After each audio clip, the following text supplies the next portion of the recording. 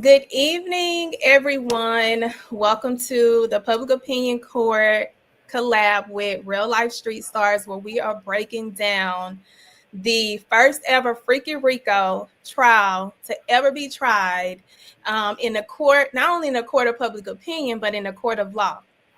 And today I have my special co-host, Adria McKnight. She is an attorney. I'm going to let her introduce herself before we get into everything that we have for y'all today, because we have a jam-packed lineup so that y'all can be engaged and y'all can get the legal tea that we are on the spill for y'all. And whatever questions y'all have, y'all know what to do. Put them in the comment section and we're going to get straight to it. So Adria, go ahead, introduce yourself, tell them who you are, what you do, all the good things.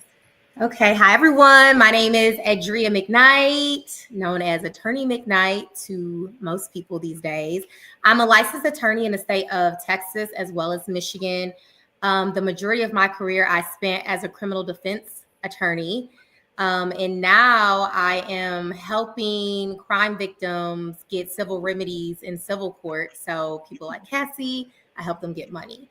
So that is my snippet, and I'm excited to be here. This is my first time going live, so I'm excited. I want to read all the comments and engage with everyone.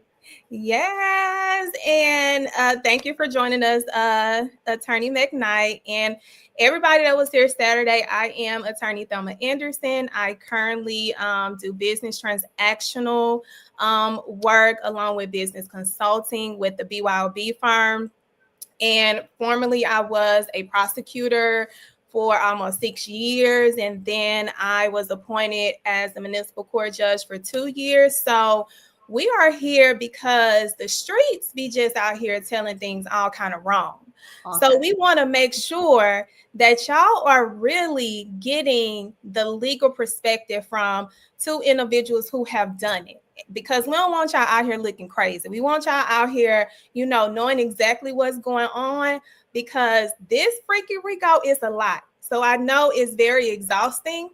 So we want to reel it in for y'all. And what we're going to start with is the hot topics. So we want to engage y'all with some of the hot topics that y'all may have questions about that we can answer for you.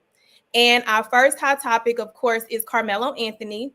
Pretty much everyone is aware of the situation that's going on in Frisco, where Carmelo, in my opinion, was defending himself from an individual who was using force against him that resulted in some of his property being taken and him defending himself against an individual, I believe was over 70 pounds his size.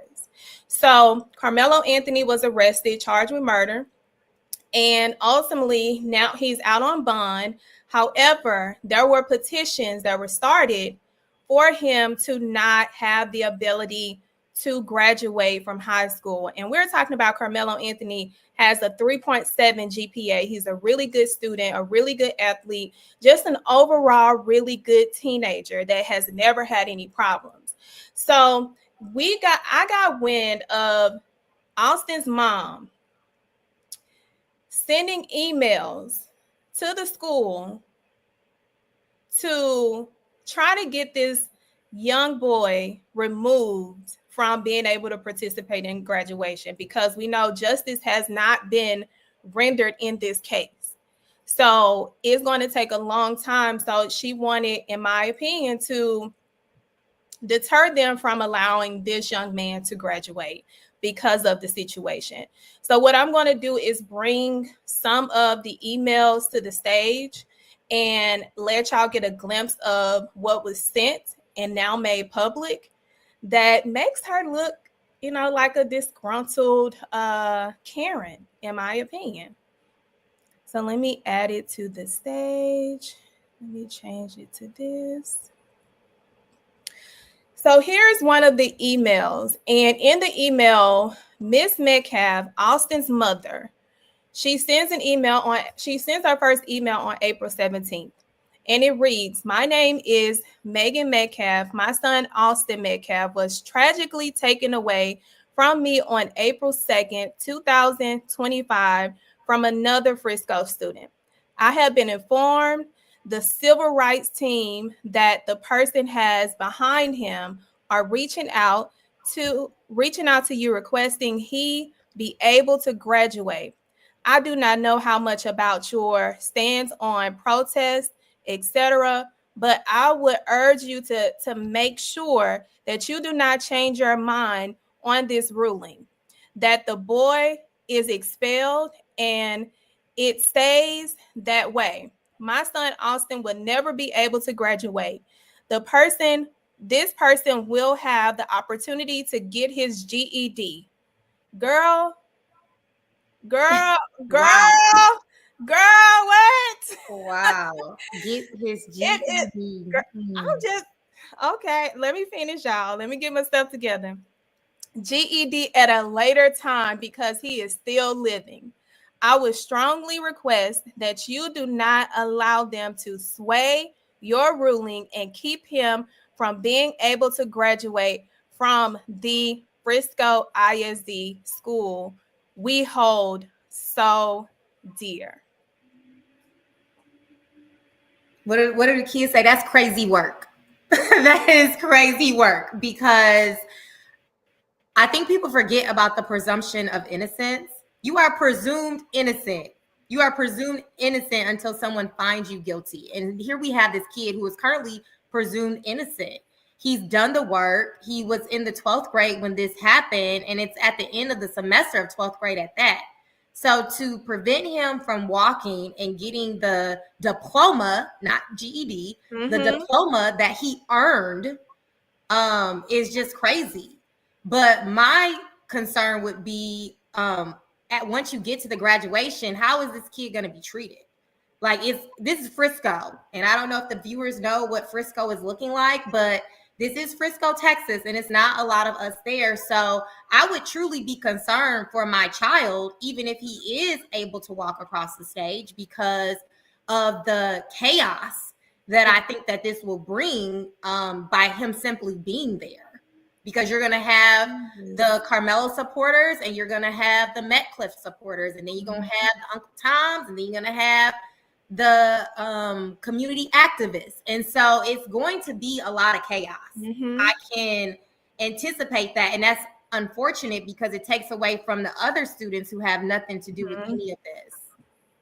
I agree with you 100%. And one of my issues with that email is because they have this rhetoric that they have used in public interviews, as well as this letter, calling an African American child or anyone that's African American boy.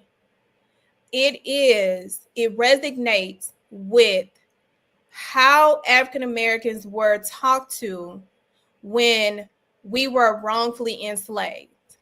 Everyone knows that word boy, when you say it to an African American, is a triggering word because it has so many bad memories attached to it. And this family continues, especially this mother who has been aggressive online in regards to Carmelo. Now, I get that she has lost a son, but have you lost your common sense and your decency? Because that's what it's looking like. To continue this tone of aggressiveness, to try to use a racial indication to put people on notice why an African American child should not graduate by calling him boy, and then having the nerve to talk about how he can get a GED. Right. Excuse me? I think the GED portion makes me more upset than calling him a boy, because he is a child. Like, yeah. I don't like when they try to make these young men, these boys, into grown men because they're charged with criminal offenses. Like, yes, let's just call him a child. He is a child. We don't want him to be perceived as a grown man, because that is not who he is. And so you have to really balance like how you present someone who's accused of such a serious criminal offense to the media. So yes, it is offensive, right? But I remember Carmelo's mother also calling, I believe, the Metcalf boy, right? Mm-hmm. They're children at the same time. And when she said it, I don't think she said it in a derogatory manner. Yeah. Now, is Karen saying it in a derogatory manner? Probably. But at the end of the day, I would much rather people think of him as a child than a grown man, because, that is what he is. I agree. And I do want to touch on briefly how the activists on both sides have really put unwanted and unneeded attention on this particular incident and have made the coverage even worse when we're talking about how this is going to taint a potential jury pool, when you have two different activist groups who have their own agenda and the agenda don't necessarily align with the family. Now, we saw how Austin's dad was not happy or did not want them to have any attachment to his son and wanted them to stop using his son's name in vain to push a narrative that he was not comfortable with and did not want any part of. And we have on Carmelo's side an activist who is just horrible in every sentiment of how he has handled this family in order to put himself on a platform where he continues to fall short in how he is representing a family that he is simply not qualified to do. So what are your thoughts on these activist groups and how they can affect the outcome of this kind of high profile case? When we're saying activists, we're using that very loosely because these people are not what I would consider an activist by any definition. But you have to be careful when you have these people sharing narratives with the media and potentially tainting your defense. Yeah. Like, as for me and my clients, I don't deal with activists because I have to make it very clear that I'm the one in charge. I'm the one calling the shots. And more importantly, it's my defense. And so I can't have other people commenting on cases that they have no business commenting on, who don't understand what it's like to try a case to a jury, right? And then when you're dealing with these small hick towns in Texas specifically, you have to be more cognizant of the narrative that you're sharing. I don't like to play the race card if I don't have to. And in this case, I never felt like it had to be about race. It could have been about self-defense, which is an easier narrative to sell to a all-white, mostly educated, very wealthy, because that's the demographic, mostly in Frisco, Texas. And so you have to be aware of who will your jury pool be. Sometimes my favorite jurors are not Black. Yep. Sometimes the people who ride with me the hardest are not Black. Come on. So we go into these trials thinking, I got to have an all Black jury. No, you don't. You have to select people who are fair, who are impartial, who can relate, who are empathetic. Like, there's so many different factors that go into what makes a good jury. And I think most people think it's race. Oh, if the defendant is Black, then we got to make sure we get a bunch of Black jurors. Yeah, that becomes sometimes the goal when it's a case dealing with race. But when it's a case dealing with self-defense, which is a right that everybody understands, it doesn't necessarily have to be about that. So I have to, say it's unfortunate that the family got wrapped up in this activist group, because I truly think that they are tainting the jury pool, which is why I'm so excited that I haven't heard about them.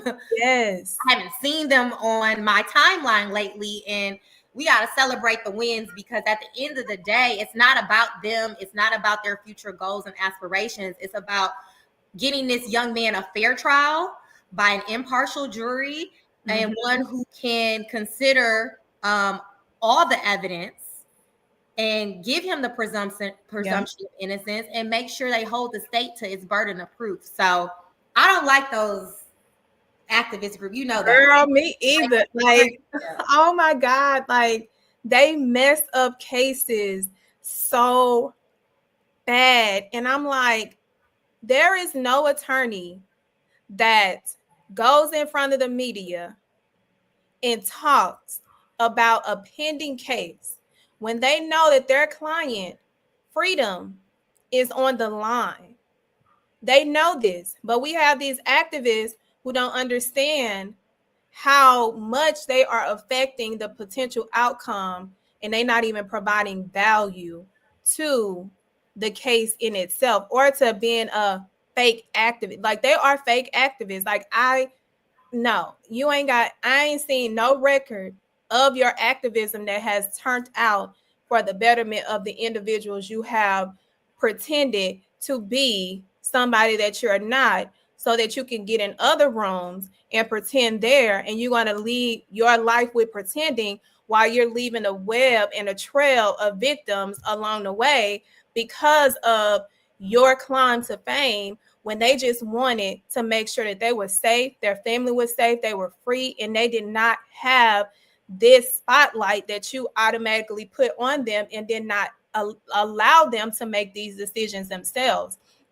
So, speaking of juries, I'm gonna get right into the Diddy case, because I talked about this on Saturday, and I want to get your take as far as the jury makeup for the Diddy case, especially this kind of case in itself that is revolving around sexual exploitation. Now, we know that they are made up of 8 men and 4 women. From a defense standpoint, can you tell us how that's either a good thing for the defense, or it may be problematic for the defense? Or if it's not problematic, then what are the benefits of having this type of jury makeup? I think a mostly male jury in this case is not a bad strategy. I think that, there's this risk that you run, obviously, because people are not very forthcoming in jury selection about anything, let alone their sex life.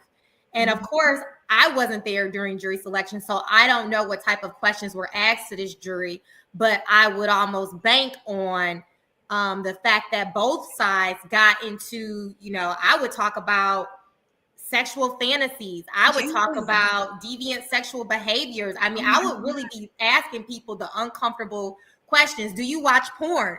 I want to know. Like, these are questions that I would not be afraid to ask, because if you're trying to sell this narrative of this is just a freaky dude, then those are questions that you would want to ask your jury. And if I was the state, I would be wondering, like, we don't really want sexually deviant people on this panel, but at the same time, nobody's really going to just air out their dirty laundry to a jury. Absolutely. But I think that it's a good strategy. And if I was the defense, I would be looking for those men who, the men who who've had these sexual fantasies, who wish they could fly with women in and out of the town. I would be trying to find those men who are the Hugh Hefners on the panels, or the people who, used to like Playboy.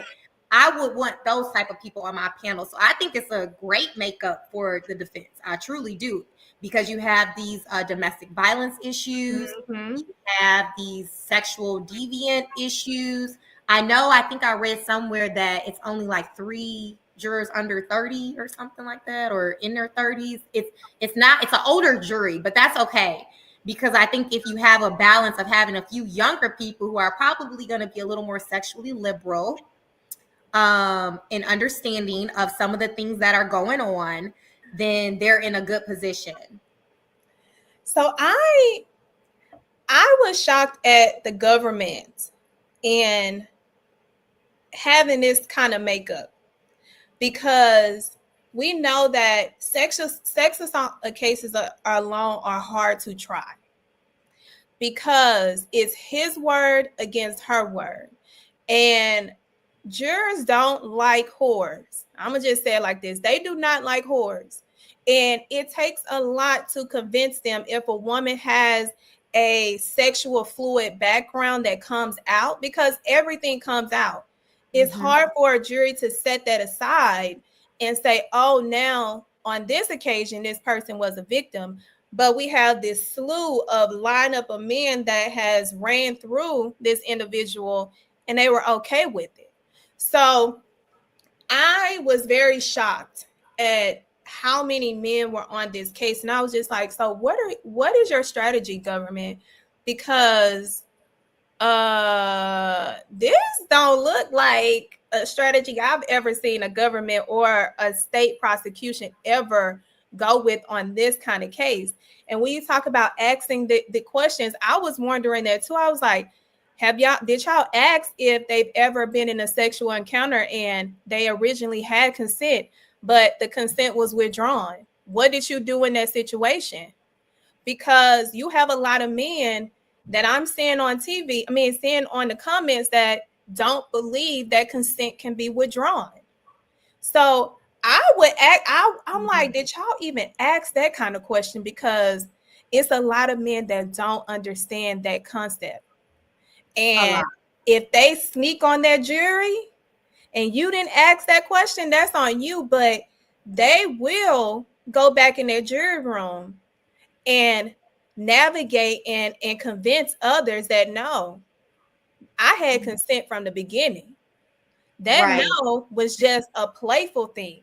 She didn't take it serious. I didn't take it serious. So I'm like, 8 men. But I mean, we know how jury deselection really works, right? Yes. So it could have just been a deselection issue, and that's who they got stuck with at the end. But you know, I think also when this whole consensual concept is hard for a lot of people to understand, especially men, because it's like one of their biggest fears. That's something most men can openly admit is they are afraid of being accused of sexually assaulting someone, inappropriately touching a child. Those are all things that every man has in common. Like that is a reoccurring fear for a lot of men.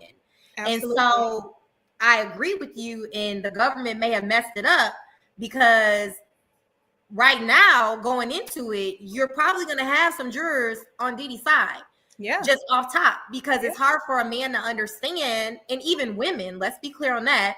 It's hard for people to understand how you can consent to sex at some point and then sex be non-consensual. And then when you continue a relationship with that person, it gets even more complicated, because if this person did what you said they did, then why are you still with them? Like, these are all questions that everyday people think about.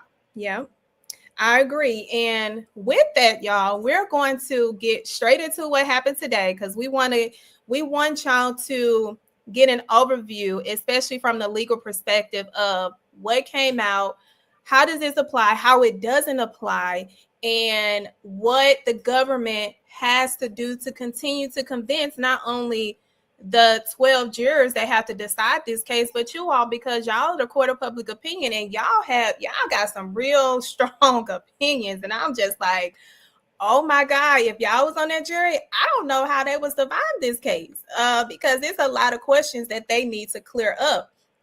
And just to remind y'all, if you're just joining, make sure you are liking, subscribing, and also visiting the merch store for Real Life Street Stars while you are engaging with this this conversation that we're having regarding the first ever Freaky Rico Diddy trial of the century. Because when I tell you I ain't never seen a Freaky Rico trial, they ain't never seen a Freaky Rico trial.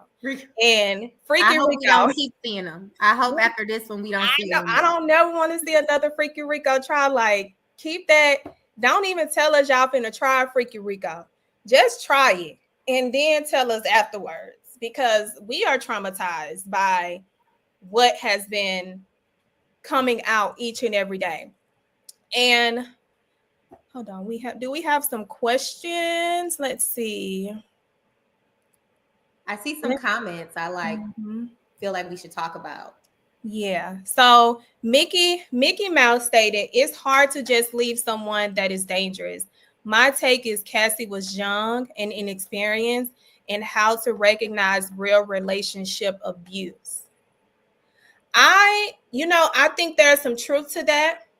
It's some truth to that, because there was a comment that came out from Don today where she said that Diddy told her that basically Kim Porter was his queen, and Cassie was just somebody he can play with. So when you ask, this particular question just resonates with the comment that Don stated that he said to her when he was identifying the different levels of the women, the 5 women that was identified as his girlfriends. So I'm like, so what? You just play with her? I mean, that sounds about right, though. Like, so here's the thing, and I feel like I get a lot of slack for shifting some of the responsibility to another consenting adult. Because yes, she may have been young and inexperienced, but was she really inexperienced? Like, she had a history of dating other successful men, right? And so it's hard to play both sides of the fence. Every woman who has ever dated a wealthy man knows that there are certain expectations and requirements that come with dating a wealthy man, period. And I don't want to pretend like Cassie, someone who was trying to tap into the entertainment industry, did not know that wealthy men come with a lot of women. Yeah. They come with a lot of sexual privilege. They come with a lot of access. So these are all things that I can't just turn a blind eye to, knowing what I know, right? Like, we can't pretend like she was just some random person who he picked off the streets of Oklahoma and brought to New York. You know, like, he upgraded her life and she liked the lifestyle that he brought. And so, you know, that is going to be something that I think a lot of jurors will have a problem accepting. I don't think that jurors are going to accept this narrative that she was young and inexperienced. Like, we have someone who has presented themselves to the jury now as an adult. She's married now. She's a mother now. Like, if they had tried this case when she was younger, I think that would be an easier sell. But I can't say that that's a good spin on this. You know, my thing when it comes to wealthy men, that's why I would not date another wealthy man. And I just hope God does not have that in my future, because I don't even think God had it in my future at that time. I think I got in the way of what God was really trying to leave me. And I was like, oh, soft life. It is not a soft life. It's a hard life. The life is hard. I'm telling you, I think that wealthy men are the one of the most toxic statuses to date, because they feel like they have reached a pinnacle of success. And it doesn't matter how successful you are as a woman. Guess what? You're not more successful than them. They get to call the shots. They get to talk down to you. They get to designate what, who, what, when, where, how. They want things done a certain way. They want you in a certain type of sexual position. And that is that. So when I look at the power and control dynamic, especially being that he's a wealthy man and I have dated one, and I was traumatized. I was so traumatized that I had to start taking anxiety medicine after I left, because it was like 6 months of hell. It's not for the weak, it's or weary, okay? Because, and that's what I'm saying, like, you know, it's something you really have to go through to understand, truly. Because I have had people look me in the face after I became a whole lawyer with a whole law practice in my own career on billboards, look me in my face and said, the problem is you think that you're the prize and I'm the prize. Ooh, yes, girl. I'm like, and then I asked, you know, me, why? Because I have a lot of money and I can buy whatever I need or whatever you want. And so, like, the fact that you have men who feel this way, and I don't think they're anomalies. The people I've dated, the people they're not anomalies. Like, this is really their mindset. And when you're dating someone who has, you know, stature, who has status, who have celebrity. The celebrity is big, right? Because that's like a drug to many people. And so, I see this one comment. I wish we could find it, right? I wish we could find this comment that says, as women, we should have more compassion for Cassie. And I don't think that it's not necessarily we don't have compassion for Cassie, right? It's just we're stating that there are certain things that come with dating wealthy men. Mm-hmm. It is. I'm trying to. I don't see it. I don't see it. It was a long time ago, but that's okay. So yeah, it's like we get it. We get the concept of everything that they're saying that she experienced. There's also a level of responsibility that we have to put on ourselves, because we not only did we stay when we had the signs to leave, we became comfortable and we accepted the behavior, whether it was legal or not. We all get that intuition that says there's the door. If you don't walk out right now, it's going to be hard for you to walk out, because you're going to feel like it's more painful to leave than it is to stay. And that's exactly what I feel her mind frame was. It was more painful to leave than to stay, because that's that cycle that you go through when you are with these type of men that is going to master, manipulate the hell.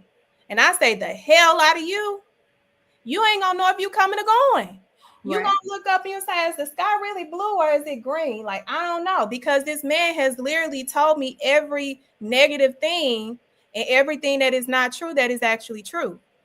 Right. So with that, I'm going to bring up some of the testimony that that went on today. And we're going to start with the best friend, because Cassie testified about her best friend of 17 years, Carrie, that decided to walk away from the friendship after 17 years because Carrie was tired. Carrie was tired of the cycle of abuse that she testified that she encountered abuse too. I'm like, dang, your people getting abused too? Yeah. Ain't no way. Listen, we ain't both the type of friends I have. Oh, he getting beat up. Yeah, I was like, I didn't see what Carrie looked like, but Carrie is a petite white, typical woman. She looked like baby Carrie ain't throwing no hands. Okay, Carrie's not like us. The type of friends I got is either we beating you up or we going to beat him up. Which one? Or we're calling our brothers. Exactly. We calling brothers. He going be in hiding because he ain't going to be able to see himself for a couple of days. That's the type of people she did not have around her. And understandably, Carrie probably came from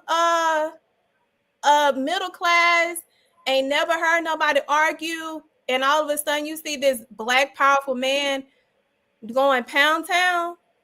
Oh, that ain't it. So some of her testimony today is she testified that Diddy assaulted her personally by hitting her with a wooden coat hanger and choking her. She stated the hanger struck her behind the right ear. The assault occurred after Diddy confronted her about Cassie allegedly cheating on him. Baby. I just wonder, how did they even get the fact that he hit her with a hanger? Like, I don't think that that's relevant to any of the elements. I'm shocked that they even allowed that testimony in. Like, I get her testifying about what she observed him doing to Cassie, but I'm not sure why a judge let it in that he supposedly assaulted her as well. So that's interesting. Do you think it was because she can testify to his behavior regarding asking her about if Cassie was cheating, and when she didn't respond, she got assaulted. Do you think that's how they, because I'm pretty sure they had to argue that those were motions that probably were filed and argued without us, being present, to where they had to link the relevancy because of 404 and running into the issue with 404. So I'm trying to see if that's how they linked it in order for that particular statement about the abuse to come through. Possibly. I don't see it. I wouldn't have allowed it in if I was a judge. I think the testimony that she observed him allegedly doing to Cassie is one thing, but I just don't see the probative value. You know how we like saying probative. Yeah. I don't see the probative value of that testimony regarding her getting hit in the head with a hanger. And that's why I don't like this trial, if I'm just being honest. Tell us this, let the people know. Every time it's like there's no dispute at this point that Diddy is not a good person.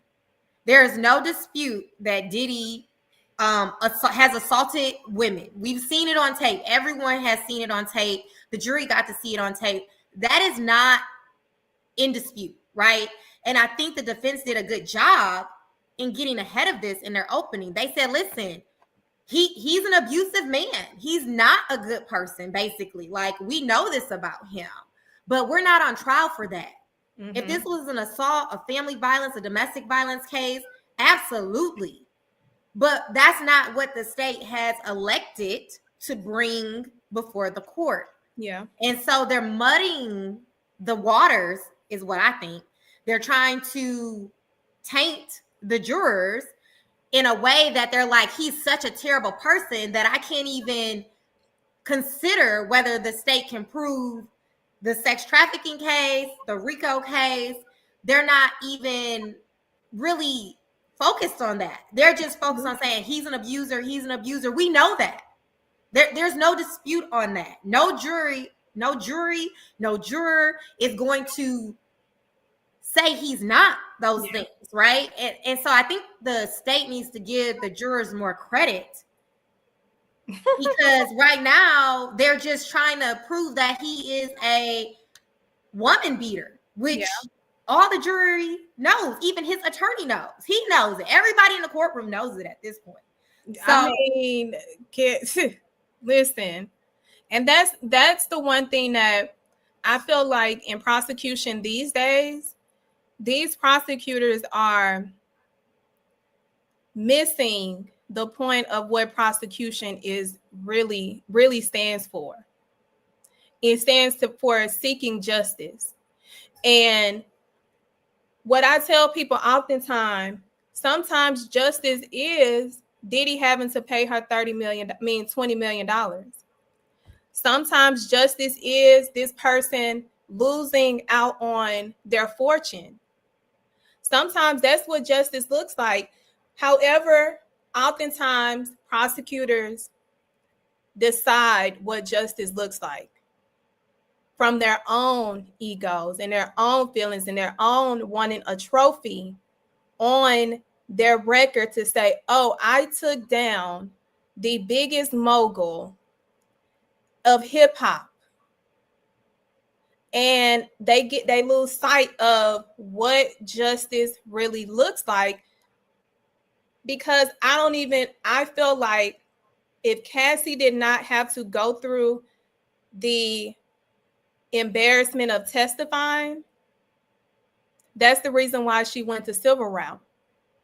That's the reason why her lawyers did an amazing job in leveraging the statute that afforded them. They did an amazing job in highlighting and really taking on account of each and every incident, so that they can make sure that their client get the money that she deserved. So when the government saw that, and like I said, I feel the government had their issues with Diddy, and they have had, he probably, I don't know. He probably had been in the Epstein dossier. Who knows?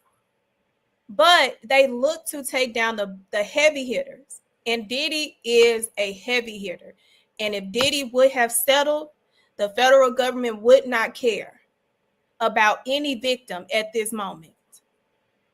Which makes me wonder who told him, or did he tell them? I would guess he told them, I'm not settling this case, which is just so crazy because any lawyer could have done that cost benefit analysis and said this could be very, very bad if you don't settle this before she files a lawsuit. But you live and you learn, and unfortunately he's living and learning at the same time.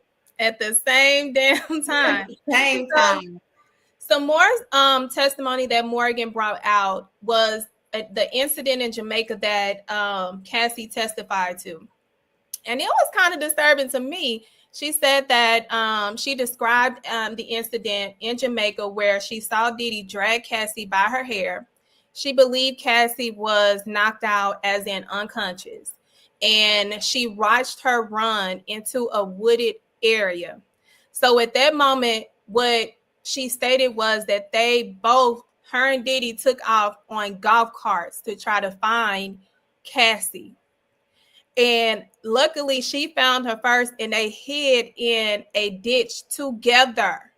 I'm like, what in the 007 is going on? What in the 007? This is some wild. It's very wild. And my thing is, I wish I could be in the courtroom and see, are they charting these dates? Because you have, you're talking about a decade plus of different instances, and it's their job to connect them to show that this was a patterned conduct. And I feel like right now, the people who are following this trial, the presentation is not flowing for me. I'm waiting to connect the dots and I'm not able to.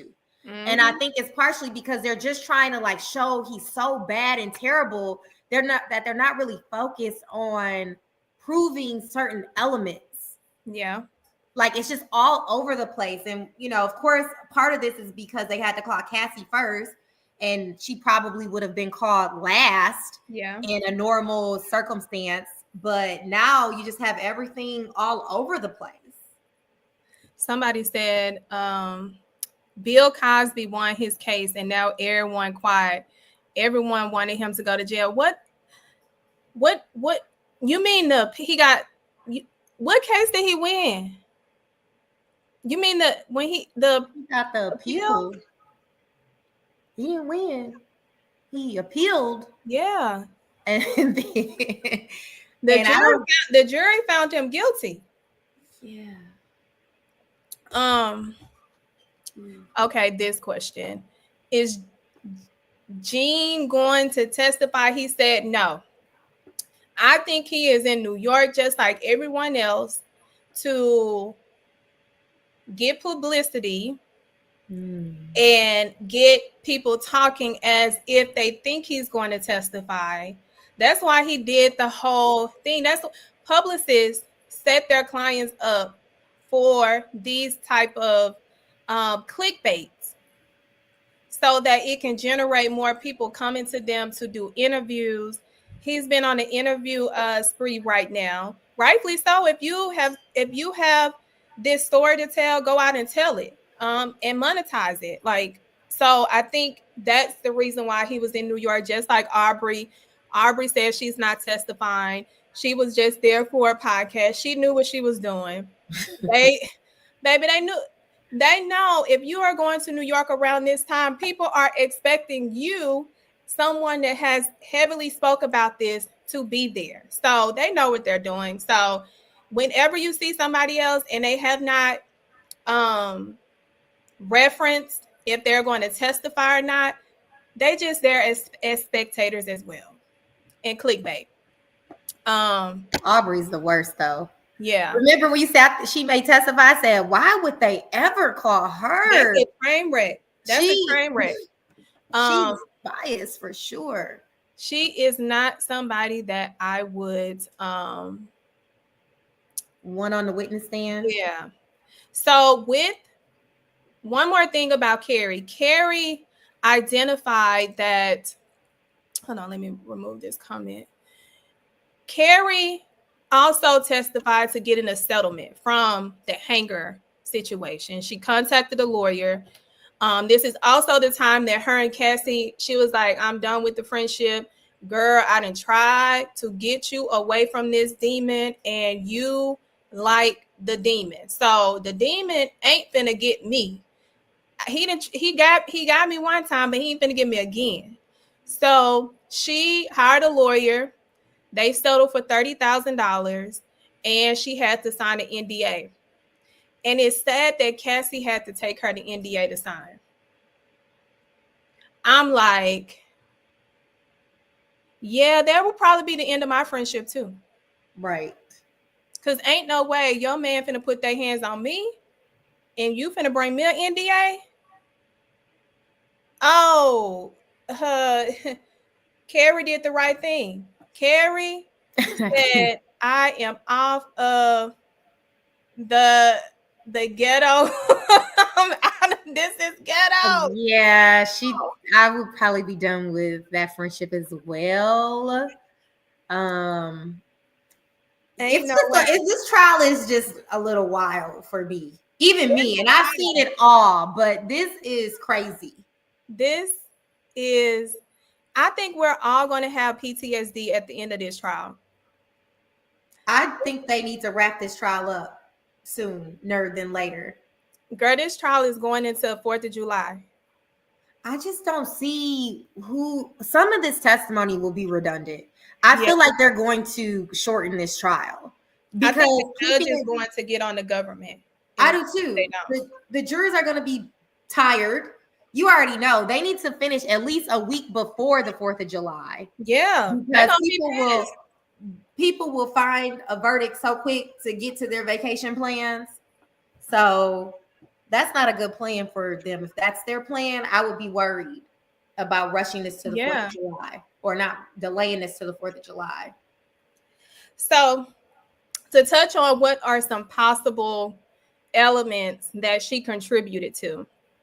I believe some of the elements that the government will try to say that she contributed to and why she was relevant is that she reveals a pattern of violent behavior, intimidation, coordinated efforts to silence witnesses, the pursuit with the security cover-ups, because she did testify to some security cover-ups as well, which they would try to say that it reflects an enterprise engaging in ongoing criminal conduct by covering up the alleged abuse and criminal activity. And that's only for RICO. Under the sex trafficking, I believe that they would try to coordinate that Cassie's testimony of physical control and coercion and utilize her to confirm some of that. The use of violence, the threats, the efforts to isolate, control the victim, and which is they have said over and over again is central to that trafficking aspect of Diddy. What do you think about that? I think it's a stretch because you have to, one of the things about this RICO charge is like the enterprise element of it. Mm-hmm. And if he's truly acting like in an enterprise way, is he acting as Diddy, an individual? That's not an enterprise. Even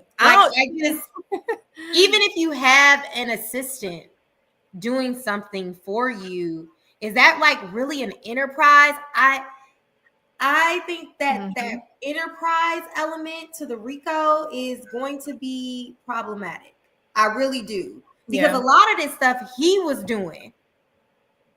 Like nobody was locking the doors while he hit the best friend and then throwing away the video footage, like a lot. And then it's like, okay, your lawyer's acting on your behalf. That's not an enterprise. That's attorney-client privilege. If I hire a lawyer to handle a legal issue for me and negotiate some sort of settlement, how am I acting as an enterprise? Yeah. Like, I don't know about that, RICO. And then, this sex trafficking, again, we talked about this earlier. I think the issue is going to be the dates alleged and how to distinguish between the dates that were consensual, whether it was consensual, whether it was not consensual. Was she a co-defendant in some of this stuff? Or was she a complaining witness in some of this stuff? All of this is very convoluted. Like, it really is. And you have so many separate instances that I think it's going to be a challenge for a jury to separate them all and figure out, was this instance a part of the enterprise? Was this instance a part of Diddy? Was this consensual? Was this not consensual? Were they just on vacation having sex? This is where it will get complicated. No, I agree. And they have a lot. Like I said, the government has a lot to comb through. That's like the YSL case when they had all those defendants on trial at the same time, unnecessary, when they could have tried them individually and it would have been short. But no, they want to utilize their own political aspects and their aspirations. And we saw how what happened with that. A complete shit show. And we know with the federal government, they set cases so fast because they want you not to be prepared, because they feel like they've had this information all along. They have been building this for months before they even indict. So they have an advantage, and they go and they file it, and they know the judge is going to say, oh, we got to try this within the next year. Mm-hmm. And it's hard to get a reset in federal cases, and a lot of people don't know that. Whereas states, you can get, depending on the judge, you can get reasonable resets. But in the federal government, unless you are dying on the day of the jury selection, that's the only way that they will probably give a reset. Or they may say, go to the doctor, we're going to hold the jury panel, and we're going to see how you feel tomorrow. And that's just how the federal government operates when they're talking about trying to dispose of cases. But I also feel like it's important, the difference between practicing in federal court and state court is I expect a different level of lawyering in federal court. I expect your witnesses to be prepared. I expect your evidence to be together. I expect the searches to be legitimate. Like, there's just a different level of readiness that is expected in a federal trial. And since Diddy was unable to get a bond, I'm assuming he wanted the trial quick as well. And so, probably both parties had an interest in trying this case sooner than later. Yeah, I agree. Because, you Diddy, you used to living in mansions and, getting to pee on people. You can't pee on people in prison. Well, hold on. You probably can't pee on a couple in prison. So they out here calling him Pissy Diddy. I'm like, the blacks are cutting up with nicknames. I'm like, Pissy Diddy? What? Oh my goodness. Listen, the blacks are cutting up. So if you are on this side, make sure you are liking and subscribing, because we're about to get to the most important testimony of the day, which they considered as done, who is the former member of Danity Kane and Dirty Money. And her testimony was, I could tell why they called her, but I can also tell why the defense had their disposition in their cross-examination. This is why when you are a celebrity, you have to be careful with interviews that you do, because anything you say, do, post, or send can and will be used against you in a form of contradiction. And they will tell you, oh, so was you telling the truth then, or are you telling the truth now? Because you had a different disposition just a couple of months ago. So which one is it? And how is this jury supposed to trust that what you're saying today is exactly what happened if you are not consistent in what you have said regarding your interactions with this man? So that's exactly how the defense attacked her, because during her testimony, she testified that she personally witnessed Diddy drag, kick, and punch Cassie, including in the mouth. She recalled Cassie dropping into a fetal position during an incident involving throwing eggs. She testified that Diddy once punched Cassie at a residence, after which Cassie was crying in the bathroom, visibly hurt. Don stayed with Cassie afterwards to try to support her through it. They then went into some of the threats. They said that she stated Diddy told her people go missing after she allegedly saw him attack Cassie with the skillet. When asked in court how she interpreted that, she responded, "The people mean that people could die," which the defense did object to that, and the judge overruled it. The defense then went on to highlight some of her inconsistencies in the timeline, but she stood by her interpretation, which she said that things get clear over time as to why there are some inconsistencies, which I'm like, no, things don't get clear over time, girl.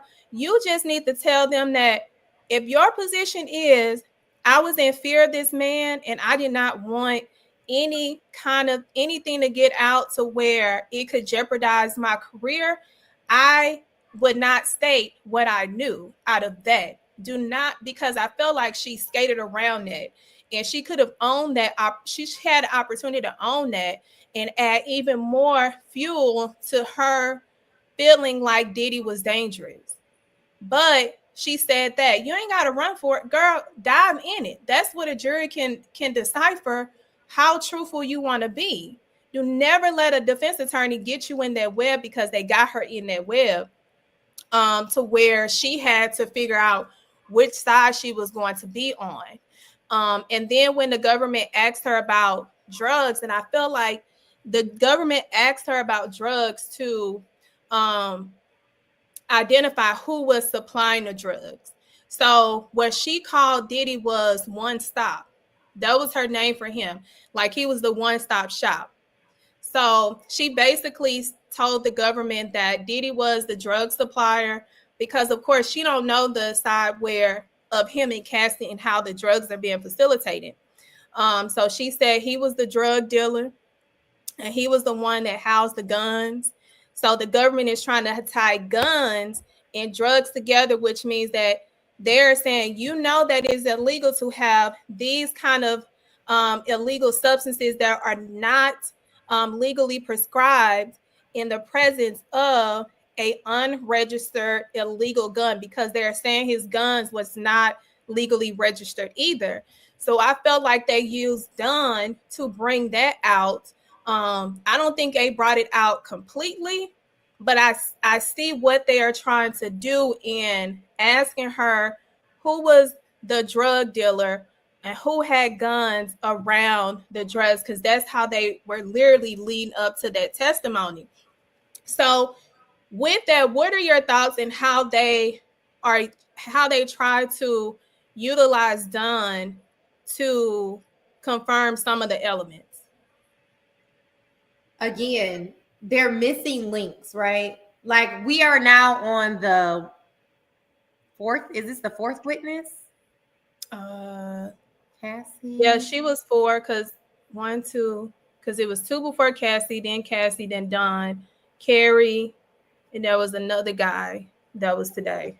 So that's 6 witnesses. Mm-hmm. So the fact that we're on 6 witnesses and we can't say or even understand which element the person is being called to testify on is a problem. Because when you're trying a case, you should know, what is your objective from this witness? What element are they going to support? So I understand what you're saying. Well, maybe it goes to the gun, but the maybe is a problem because we know that the proof is beyond a reasonable doubt. And so at this point, I'm waiting for the government to connect the dots. Yeah. And of course, it is very early on, but we have to also be mindful that jurors don't pay attention for these 8-week trials. Yeah. You need to be capturing the attention of the jury early on, making sure that they're locked in with whatever you're trying to achieve. So I think they may have missed the mark with her. Yeah. I also feel like there could have been more explanation about, and I didn't see the entire cross-examination of her, but questions that I would have wanted to know is, did you see him, distributing drugs? How do you know who brought the drugs there? Just because you arrived and the drugs were there doesn't mean that he's the drug dealer. He may just be the drug user. So I think that they did not. I didn't hear that part. I didn't hear them drive that home. And I also didn't hear the defense clear that up too, because if I'm defense, I would have asked that. Because if the government didn't ask it, that means that they know that this person didn't see the distribution, because they only ask questions that are relevant to the elements of what they have to prove. So if I'm the defense, I'm like, now doggone well you ain't never seen Diddy distribute any drugs, right? And guess what? She would have had to be truthful, because you are saying that it's a lot of stuff that you didn't see and you stayed away from out of fear. So let's talk about how you didn't see me distribute these drugs, because I don't think Diddy was at a level of his lack of comprehension. The man still had his mental faculties during the build up of the level of drugs that he had in his system, because you become immune and you have to do so much in order for it to affect you to the level that it once did. So I think Diddy was careful in certain ways of, yeah, you've seen some things, but you didn't see everything. You ain't see everything. So yeah, I think the state missed the mark on asking that question, but I know why I wouldn't ask it. And I think the defense could have really show even more inconsistencies in what she actually saw and had knowledge of. So just to give a broad overview of what I think the government tried to do with her testimony was to show that she was present during some of the violent acts. She saw the control level that he had over Cassie, how he will use fear, and not only her, but of course within his relationship with Cassie. She testified that the reason why she stopped saying, she did not go to the length of saying, girl, you need to leave, because she knew Cassie wasn't ready and she did not want to ruin her ability to make a living for herself when she knew that this woman wasn't near ready to pull the trigger, which is why her best friend left. She said they wanted to establish the firearms to try to say criminal enterprise, because we know in RICO, typical RICOs includes the presence of guns. So I think with them asking her that was their moment of trying to do that. But we don't know if it really landed with the jury. That's still up in the air. I do think they got to bring more people to actually verify that in a more succinct way in order to make it land and stick. The sex trafficking, I don't think that she saw the actual prostitutes. I don't think she, because there was no testimony that said she only saw the abuse. So if anything, it's the psychological manipulation that goes along with proving sex trafficking outside of physically seeing it. And of course, we talked about the enterprise structure, how I feel like they still got more work to do in order to rise to that level, because RICO is the heaviest charge. And if I'm being honest, I think they know that. And I think the sex trafficking and the transmission is a catch-all for them. If they don't get the RICO, they know they feel more confident about the transportation and the sex trafficking, because allegedly they offered him 15 years and he decided not to take it. That's allegedly. So if you're going from a life possibility to now offering 15 years, that is a concern for me of the government, because how you go from life to 15 years when a person only has to do 85% of that, and he's been in technically almost a year, which means that he will probably only have to do 11, 12 years max. So something don't sit well with me in that aspect. But well, you know how prosecutors do. What are your thoughts? I mean, you know how these prosecutors do. They shoot for the stars once you reject their plea offer. That showcases they have some concerns about their case, because you're right. If you're making an offer of 15 years, allegedly, if that was the final offer, that would indicate to me as a defense attorney that you see that there are some issues with your case. Mm-hmm. You see that this may not be the slam dunk that you're pretending that it may be, or you're worried about some of the evidence that will be revealed to the jury. Yeah. So I think you're right. Like, I think you're spot on with they're shooting for the stars with this RICO, but they're like, just in case these are better, or not even better, but more suitable charges that they may be able to prove. And I'm not saying they can or they can't, but you know going into it if you're about to take an L. Baby, and you know about the jury body language.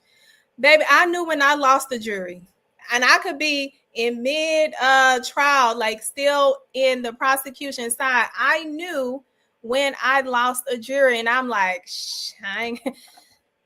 this like, you know, let's go. You know when jurors don't like your client. Yes. You know when jurors don't like you. You know when jurors don't like the prosecutors. Like, you know, and these are a lot of things like we can't see because the media is not being allowed to film this trial. Yes. And so they're like, you don't get to evaluate the witnesses that are being presented. Yeah, you get a transcript, but you don't get to see how they would be perceived to a jury. They could be the worst people in the room. Hold on, girl. My niece, that's my nieces, y'all. Please, they listen. Since I injured my leg, they be calling. They like, what's going on? Hold on, y'all. Let me sure, because my sister don't. Can we talk about Can we talk about this one comment? I wish I could pin it. Which one? The yo bro. Yeah.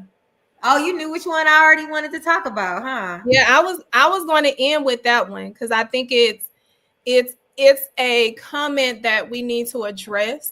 And I'll address it from my standpoint as a former prosecutor, and why this statement is offensive. And hold on.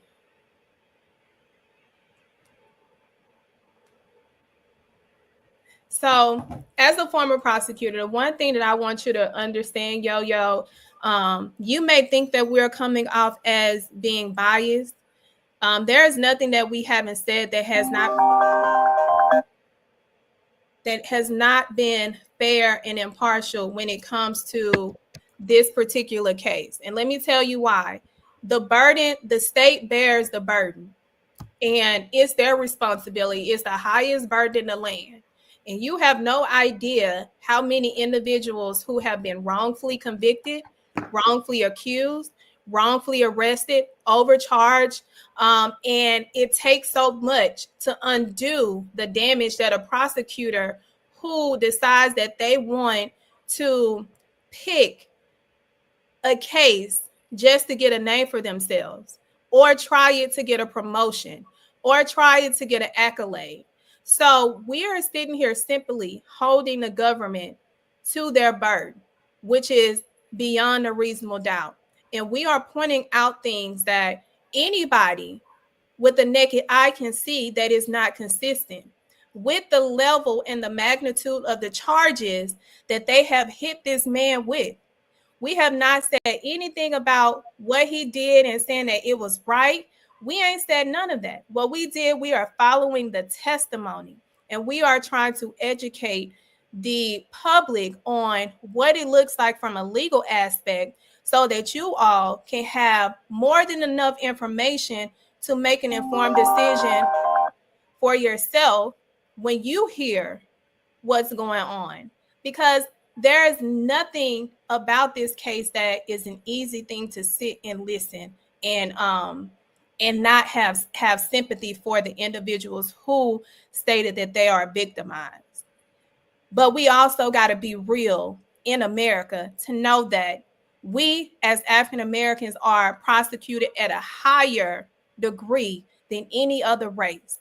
We know that the prisons and the criminal justice system was set up just for us to try to contain African Americans.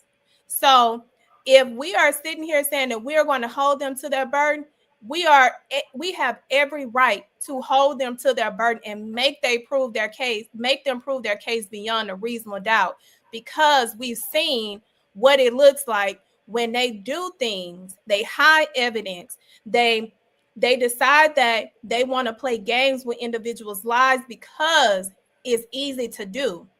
So I get what you think, but that is not the reality. That's why it's the public opinion court, where the reality ain't the truth, but opinions are. And you think your opinion is the truth.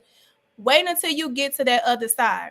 Go to law school, become a lawyer, and then go and be a public defender or a prosecutor or even a defense attorney. And you're going to see exactly what we see in order for us to have the disposition that we have. And I'm going to end with that. Well, you pretty much covered everything in regard to that comment. One thing I want to say is somebody can be the worst person and do the most horrific things and still be found not guilty. That's how important the burden of proof is. And so I always like to reiterate that, because it is the government's burden of proof. Diddy is sitting there at counsel table because the government brought him there, because they believe that they can prove this case beyond a reasonable doubt. And that's a huge burden to carry. That is the highest burden to carry. But the best prosecutors welcome that burden. And so, it doesn't mean that we're biased. It just means that it is what it is, right? Mm-hmm. We're going to give our perspective. Of course, mine, I've only been a defense attorney. So mine is always going to be about the burden of proof and what is expected from the state or the government when they bring these cases to a jury, and what a jury should demand, because they are the people who decide the facts. Mm-hmm. They're the people who decide what is credible and what is not us, not the lawyers, not the judge, not the person accused. It's the jury. So I want to just say that, and everybody deserves their constitutional right to a fair trial by an impartial jury. And that is not a constitutional right that should be taken lightly. Yes, especially knowing that we didn't have those constitutional rights, and there was laws implemented to keep us from having any kind of rights in itself. And we are the ones that built this country brick by brick. And we have to hold these individuals who, with the stroke of the pen, can change your life, and they can go home, go to sleep, wake up, and do it over and over again. So that's the importance. Like this case, regardless of what Diddy is accused of, they have to prove that Diddy has exercised his constitutional right to have a trial and be tried amongst his peers. So, what, Thelma? I just thought about this. A lot of times in my jury selection, one thing I like to ask jurors is, I have this slide that says, not guilty does not equal innocent. Yes. A lot of people think that not guilty equals innocent. No, Yes. not guilty equals not proven. Yes. Or you have more questions. You need more information. Someone could have probably done something and still be not guilty. Absolutely. Because that is not beyond a reasonable doubt. You may have a strong inkling in your heart that this person is guilty, but that is not beyond a reasonable doubt. Absolutely. And so, we talk about not guilty versus guilty, and really not guilty just means not proven. It doesn't mean that you're innocent at all. It just means the state didn't prove their case. Absolutely. And oh my God, tonight was amazing, and I cannot wait to continue to dive more into this case, because more testimony is coming out. I believe some of I'm not sure, but they released pictures of the escorts, and I can tell which one is the Punisher, because he looked like a Punisher. Oh, but we're going to get into that. We're going to talk about the witness testimony of tomorrow. I think Cassie's mom is set to testify. I don't know when, but she's allegedly a part of the witness list. I did see Diddy's other girlfriend, witness number 3, that is supposed to be testifying. She made a post today on her Instagram, and she made a post with the FU sign though. So who knows what she is up to. But I did see that she came back to the light. So I wonder if the federal government is going to use that GPS and go and find her, because she has now identified a location where she may be. So, and that's what they do. Doing so much on social media to be in the middle of a trial. I've never seen anything quite like this. Exactly. Normally, you can't even talk about a trial when you're in trial. It's just a shit show. It should be a gag order. Like, what? Yeah. So, we're going to end this live tonight, and we will, Adria will be popping in, because baby, Adria is really out in the trenches doing the good work for the people. And we are going to also have other co-hosts that will come in when Adria is busy with work and other obligations, to break down the trial testimony of the day and educate you all on what elements it may or may not go to. And with that, ladies and gentlemen, you can follow me on my social media at Lawyer Bay ESQ, or make sure you are following my YouTube channel, The Public Opinion Court, that is also identified on TikTok as The Public Opinion Court, even though we're going to be breaking it down on the Reallyfe Street Stars collaboration, which I'm so excited, because they have such an amazing group of viewers that come in, that are attentive, that ask questions, that are engaging. And we just want to keep y'all informed throughout the trial, as well as with hot topics. And with that, I'm going to pass it on to Adria so she can give you all her information and how you can follow her. Yes. Hi, everyone. You can follow me on TikTok, Attorney McKnight, on Instagram, Attorney McKnight. I think that may even be my YouTube, but the YouTube is still under the work. So, you may be my first subscriber, honestly, but that's okay.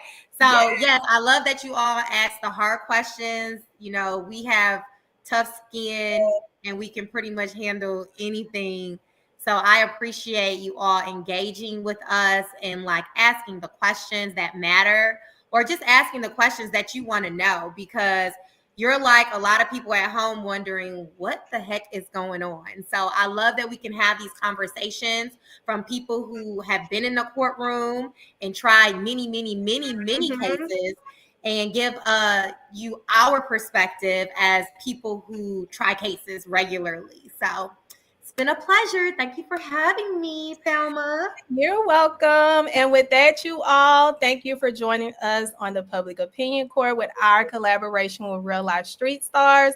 We will see y'all tomorrow at 7 p.m. Central Standard Time, and we are going to get straight to it. So y'all have a good evening.